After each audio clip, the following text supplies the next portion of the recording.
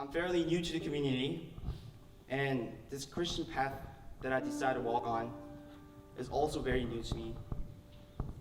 So, why am I standing here today? I'm not standing here because I'm better than any of you. I'm not standing here because I have special talent. I don't have wisdom to share with you guys. But I'm standing here as the lowest of lowest, a sinner who met God, experienced His love, and decided to devote my life in really knowing Him and loving Him and serving Him. So guys, this is my testimony, and I hope my story can encourage you guys to remind the echo of God's voice that resonated inside your head and His love that filled your heart at 5:30 in the morning. And at night. And go Royal Flush. Woo! Alright. So I grew up in a Christian family, and my two very devoted parents wanted to raise me in Christ. So they forced me to follow all the guidelines of how a church boy should be. I showed up to church every Sunday at least 15 minutes before the service. I was in choir, worship team, a Bible study group, cleaning team, welcoming team, Christmas carol team. Every team you can possibly think of. And at night, I went to evening services, and though I don't understand anything the pastor was saying, I sat next to my parents and tried my best not to fall asleep. At least twice a year, I participated in Bible reciting competitions and singing competitions. And every summer, I went to different countries for mission trips. So yeah, my parents were very hardcore. They were so hardcore, they even told me Santa was not real when I was first grade. So instead of Christmas trees, cookies, milk, a cup of milk for Santa, I was at church, Christmas Eve and Christmas, in sadness and empty-handed. But in the eyes of other people, eyes of other church people, I was a role model. I was the church boy. I was a boy who lived at church. Church was like my home. Church was like my playground, and it was my school. But one thing I was missing was my love for God. Despite how my action may have seemed to other people, I was not doing all that because I love God. I was being a church boy because my parents told me to be. I served church because I liked the church people. They were nice to me. And I grew up thinking this is the only way to live my life. And I absolutely had no idea Christian life is a choice. So when I found out not everybody goes to church on Sunday and not everybody believes the God that I believe, it was like, it blew my mind. It was like stepping into a new world, a world that I can sleep in, do homework, hang out with my friends on Sunday, a world that I don't have to spend my entire day at church, and a world that I can get a Christmas present for once. So when I came to States at age of 14, I embraced that freedom of choice to the fullest. Now I went to church here and there, but only because they served good Korean food after service. And I prayed here and there, but only whenever I wanted something from God, or when I was in serious trouble. My prayer was more of a negotiation or resentment towards God. It was like, God, if you help me to get a good SAT score tomorrow, I'll start praying again. I start going to church again. God, why did I get rejected from Columbia? I thought you loved me. Hey, well, God, if you let me get into NYU, I'll start going to church again. And that sums up my middle and high school spiritual life. Despite what I promised to God, when I came to college, I drifted away from God more and more, and the Christian life too. I had so much freedom that I felt I was invincible. I felt nothing could hurt me, nothing could break me down, and nothing could go bad for me. Got into NYU, living in New York City. Weather sucks, but still a great city. And had plenty of financial support to really let me do anything and everything that I wanted to do. And with all the new friends that I acquired, I was feeling pretty good about myself. My confidence was way too high. I was cocky, I was arrogant. So with all the freedoms I had, I started making bad decisions one by one. My Saturday night became a social night, and then my Friday and Saturday night became party nights. And my Thursday became pretty thirsty. And I started losing memories about my weekends and occasionally weekdays. And then, in the beginning of junior year, something really bad happened to me. What happened to me might not be a big deal for some people, but to a soft and tender guy like me, it was a big deal. It shattered me so badly that I couldn't recuperate from it. To make things worse, things that I thought that I owned, people that I thought I can trust and count on, started leaving me one by one. So I was so scared as I was watching things slowly leaving me. Start pulling things harder and harder, but really nothing lasts at the end. Now I was always alone.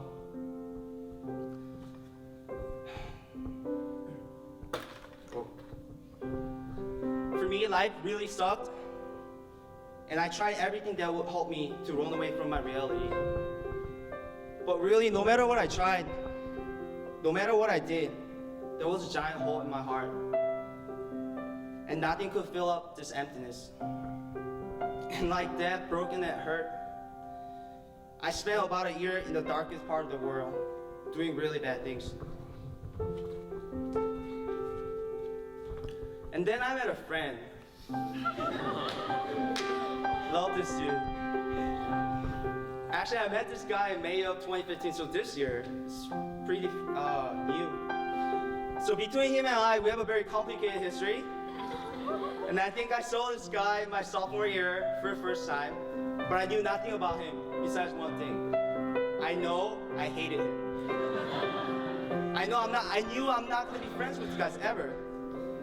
The reason why is when I first saw him, which surprisingly was at the gym, he was squatting heavy weights.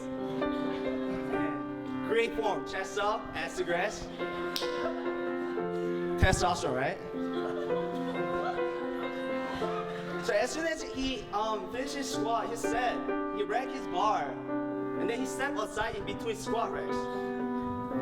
And then he started practicing martial arts, like high kicks. Looking himself in the mirror. I was like, what?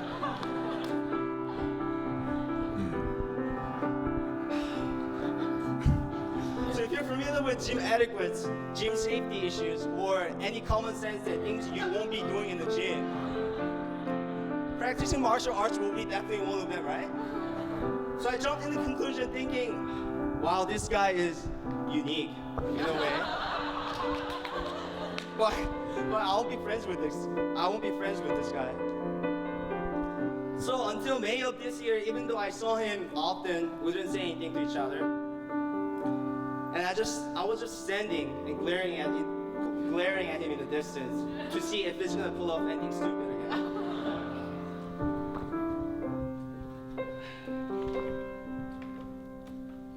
Sorry. But on the day that I met him again this year, May, which was surprisingly again at the gym, I just wanted to talk to him. There was something so special, something so it's a different type of special. So something special that I just couldn't resist talking to him. So I walked up to him, and we talked. We worked out together. And then after our workout, we talked about 2 hours over dinner. It's so weird because he's not small. He's two big guys just sitting down, talking for hours. It was such a weird experience to me. But that Sunday, we met on Monday, but that Sunday, I started going back to church again.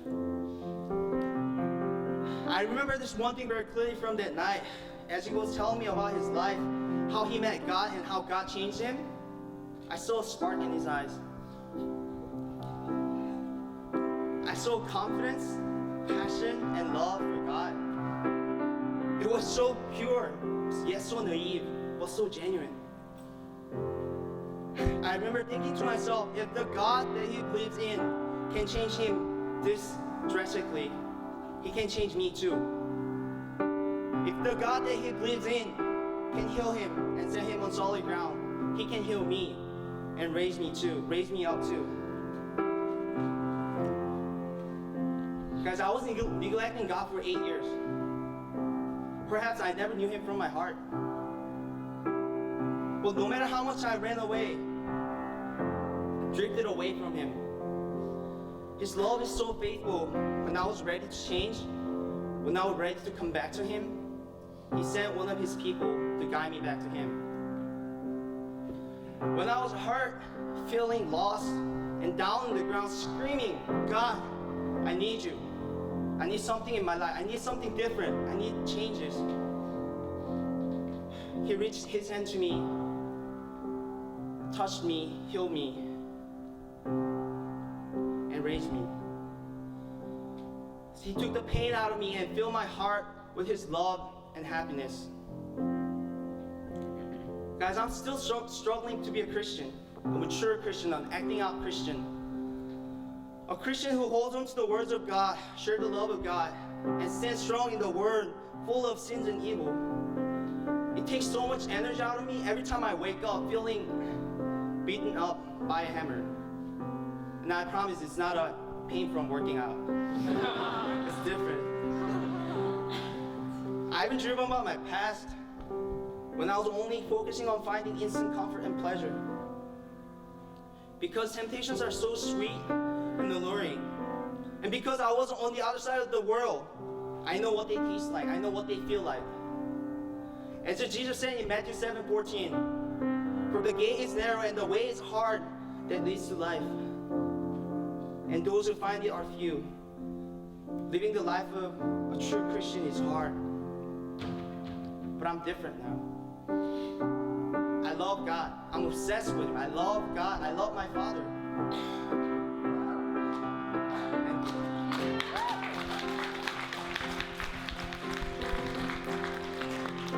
Guys, I trust him so obediently that I commit my life to him. I believe in his faithful love. And for all the struggles and hardships that I endure, it's for me to grow stronger and to mature.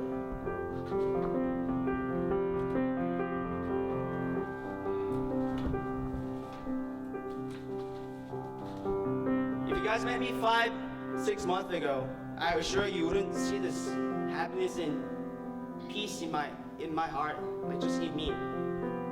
I was so messed up. I was broken. But here I am today, standing here, feeling naked as I'm sharing my past with you guys. But I don't feel shameful. I don't feel I need to cover up my past. I'm not sad or angry. And people that I used to hate, I see them with love and compassion. And brothers and sisters, I don't think I can ever stop praising God's greatness. I want to get to know him more so when people ask about him, I can tell them how great he is. I want to be a living proof of God's love and his work so when people see me, they can see how great he is. I want to share the love of God so when people struggle with their lives, they can find true peace and love in him. And I want to become a faithful servant of God so as he sent his faithful servant to me, he can send me to others, those who are struggling, those who are lost, so I can guide them back to God. I want to end my testimony with a single message of encouragement. In Philippians 4, it says, rejoice in the Lord always. Again, I'll say rejoice. Let your reasonableness be known to everyone. The Lord is at hand. Do not be anxious about anything, but in everything by prayer and supplication with thanksgiving, let your requests be made known to God. And the peace of God, which surpasses all understanding, will guard your hearts and your minds in Christ Jesus. Brothers and sisters, if you're lost, hurt, broken, if you can see where your life is going, if you find yourself alone at night weeping in loneliness, whatever you guys are struggling, whatever you guys are going through right now at this moment, I want to encourage you guys to find those answers in God. It doesn't matter who you are and what you've done in the past. God's love exceeds and surpasses every sin and flaw. And no matter how deep the chasm of sin may be separating us from God, God still loved us and sent His Son Jesus to die on the cross in our place so we can be close to Him again. And when you truly, truly seek God, when you truly hunger and desire for His presence in your heart, in your life, He will find you. He will heal you, and He will raise you higher than anything else in the world. Thank you.